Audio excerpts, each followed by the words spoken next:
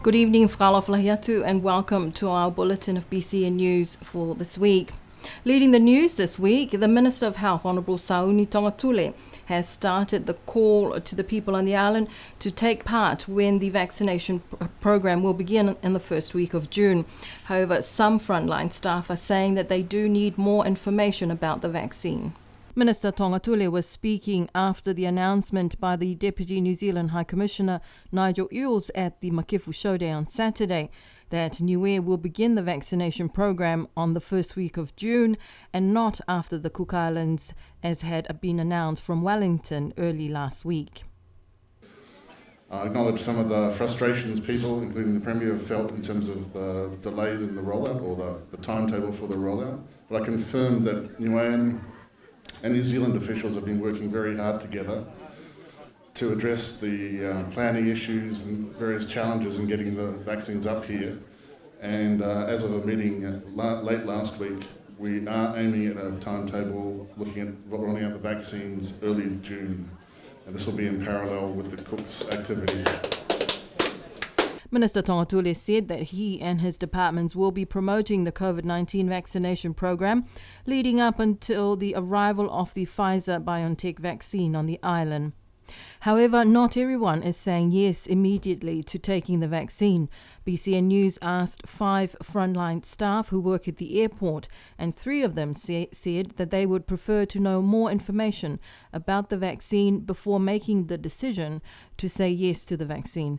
2 of the frontline staff said they will take the vaccine. The minister said that he expects everyone on the island to ensure they are vaccinated and to ensure that no one misses out on the opportunity to protect our island. Niue and New Zealand government officials are still working on the logistics of the rollout and have yet to release that information. I spoke this week to Premier Tagilangi about the reasons why he was determined for Niue to begin vaccination by the first week of June. We must thank New Zealand for what they're doing in order to protect not only themselves but mainly us as well. So that's a plus for us. That's the key message for New Zealand. How I want it to be quick and for us to vaccinate ourselves. In that way, we'll do them a favour by lessen the burden on them worried about us with the COVID, so we can start helping ourselves. I think that's the key. Everyone on the island 16 years and older are eligible to be vaccinated come the first week of June.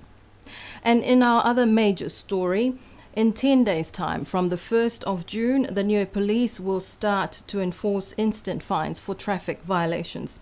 Here is the Chief of Police, Timothy Wilson, to explain what an infringement notice is and how this law change will impact motorists on the island. The main difference is currently, until June 1st, if you were to be stopped on the side of the road, a police officer would not issue you an infringement notice at that time. They would send it through a normal court procedure like they would if it was any other crime. What this has done is it moves the infringement notice, from a crime to an infringement notice. So it's now no longer a crime. This is just for stuff that would normally be handled through a fine, not anything that could end up in prison time. And so that begins June 1st. We'll have the ability to actually issue somebody an infringement notice at that time that'll have the fine amount on there. The fine amount's already been determined by Cabinet, and they're part of the regulation. So it's not a fine that the police choose. It's just a fine that's already predetermined for that violation. In 2015, the Whanakepule made provisions for the police to issue infringement notices under the Transport Amendment Act. The fines were finally approved by Cabinet in November of last year. The police say that they have the necessary equipment already installed in their patrol vehicles, and they will also be on the road with their normal traffic checkpoints. If you are issued a fine, you have 15 days to pay your fine, and you have 3 options to choose from. The first option is that they just pay the infringement notice. The second option is that they want a mitigating hearing where they say, yeah, I did it, but they want to give some explanation or mitigating circumstances to the judge to see if the judge will reduce the fine. And then the third option is that they just plead not guilty, that they want to go through a trial like they normally would. And for each of these options, they have to respond to the police department and bring in their infringement notice with their options selected within 15 days. The traffic infringements are in two categories. First is for non-moving violations, for such infringements as your vehicle lights not working or your warrant of fitness expired. These infringements will cost you around $50. The second type of infringement notice is for moving violations, which will cost motorists a bit more. Speeding fine for 1 to 5 kilometers over the speed limit is $75. Not stopping at a stop sign, failing to give way, most of those things are $75, and they increase dependent on the severity or the danger that it presents to the public. So the faster you go, the higher the fines go. So for every 5 kilometers an hour over the speed limit, higher you go, your fine jumps $15. So for example, if you're going 1 to 5 kilometers an hour over the speed limit, that's a $75 fine. If you're going 6 to 10 over, that's $90. And then the top one for that is 31 or more over, and that's $300. If you're caught driving without a license, the fine is $150. The Chief of Police wants to assure the public that if you have any concerns about your experience with these traffic infringements, that he is available to look into your concerns. And the scenic Matavai Resort received $1 million from the New Zealand government to help the flagship resort get things ready for when the borders will open up and allowing tourists back to the island. However, some scenic Matavai staff had expressed concerns about their reduced hours and not knowing what is happening. I spoke to the Premier about these concerns. All I can say is, bear with us at the moment. I am one of the new resident director of Matavai, and we're going to work through. It's not an easy business to run, and in order for maintenance and all that before we open to the tourists, it's going to take a fair bit of financials to address that. And it's unfortunate for the employees. It's no different to any of the private sector businesses. They're finding it tough, and we're trying our best at the moment also to help them, but no doubt not only them but also to help. But we need to be aware, we need to be in what areas or that they are struggling with financially, and that's how we can help them. But I am aware of some of the concerns for dropping the hours. Some staff of the Scenic Matavai are very concerned at their reduced hours, with some working less than 25 hours a week. They contacted BCN News last week saying that sometimes their pay in hand is around $150 per week, which is not enough to cover their family costs and the many village and church commitments. It's understood that the former general manager, Matthew Brettle, had already left the island, and an interim manager is expected to take over until a new manager is appointed. Meanwhile, the $1 million from the New Zealand government is expected to start getting the resort up and ready for when the tourists will begin arriving, when two-way quarantine-free travel will commence later in the year. Premier Tangilangi says that the issues facing the Scenic Matavai staff are no different from what is happening to the private sector businesses, but that the government is working very hard to get things in place, such as the vaccine, so that we can begin working back to normal. And meeting all the final requirements in order for us for the two-way, which is, I think, we're pretty confident we are 90% ready for it. So I'm looking around August or early September that will have the two-way, because once we have that, and I think that's when we start to turn the wheel again. But it's not going to be easy for us. It's going to take at least a year or a couple of years in order to be back to normal.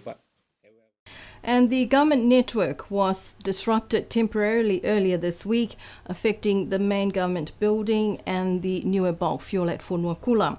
Telecom Niue confirmed that an accident involving a digger which cut the fibre cable caused the problem. On Monday afternoon this week, an accident with the fibre cables at Kaimisi caused a temporary systems shutdown for the government network, affecting the bulk fuel depot and the government building at Whanuakula. It also affected Treasury's financial management systems Greentree for about a day. On Tuesday afternoon, the Financial Secretary sent an email to the whole of government saying that the Treasury's Greentree system had been down since Monday afternoon due to a cable fault, and that Treasury staff would not be able to issue any purchase orders.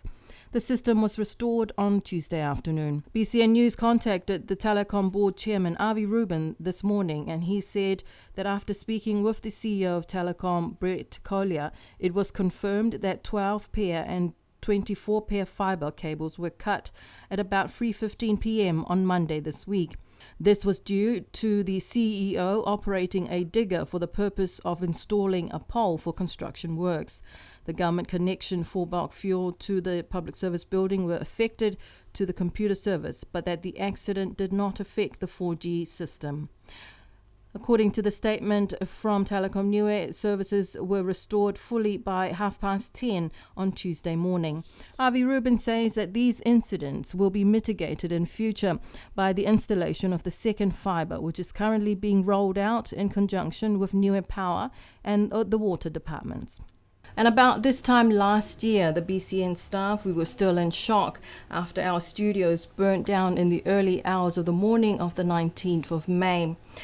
1 year on, the board of the BCN and management are still working to secure funding to rebuild the studios, which was estimated to have caused damages of $1.1 million. The TV studios were completely destroyed, but some of the rooms, including the radio studio, were not completely burnt out but suffered major smoke damage.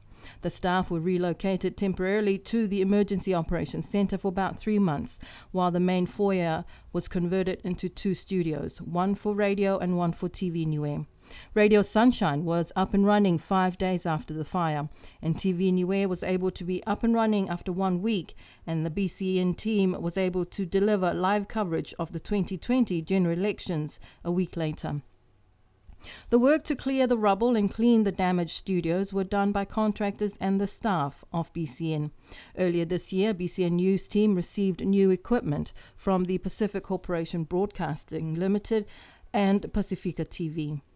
Since the fire, BCN management and board are still working to source funding for the major renovation to the studios. The damages caused by the fire was valued at about 1.1 million New Zealand dollars. At the last sitting of the Whanokepule, in response to a question posed by Common Role member Olaf Jacobson, asking the Premier when the Broadcasting Corporation will resume normal operations, Premier Tangilangi said that the government is hoping to utilise some of the COVID-19 funding passed in the supplementary budget last week to help with the rebuild of BCN because of the critical role and function of public awareness and the delivery of COVID-19 information to the public. To comply with the requirements under the Inquest Act of 1964, the reports of the fire have been filed with the Coroner's Court and are still awaiting the decision of the coroner. And hopefully this time next year, we'll be in our new studios. In other stories, the Wangahau Niue is one of 2 languages which received funding under the 2021 New Zealand government budget, a huge step forward in the work to improve the teaching and the use of Wangahau Niue in New Zealand, where most Niueans live. The New Zealand government allocated $5.1 million for the development of the Wangahau Niue and Ngangana Tokelau as NCA Achievement Standard subjects. Dr. Colin Tukuitonga, a strong proponent of the Wangahau Niue in New Zealand, told BCN News that this is great news for the development of the Wangahau in New Zealand, which is something they had been working towards. Dr. Collins says that the NCA work is fantastic in addition to what has already been done. He says it's fantastic for Pacific and great for bilingual and immersion education. We have been working with the Ministry of Education to get resources for VNT bilingual options.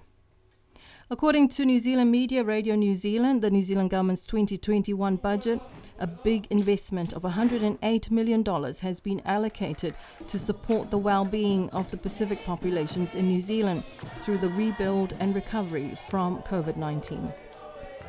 And last Saturday was the village of Makefu Falekawa Tour, their annual show day. Our cameraman was up there to take and capture some of these images for you.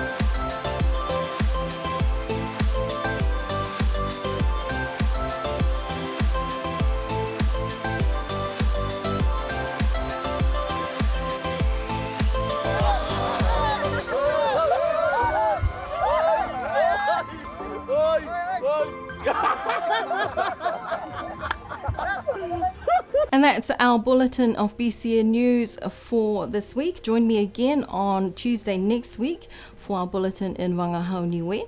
Until then, you have a lovely evening. Good night.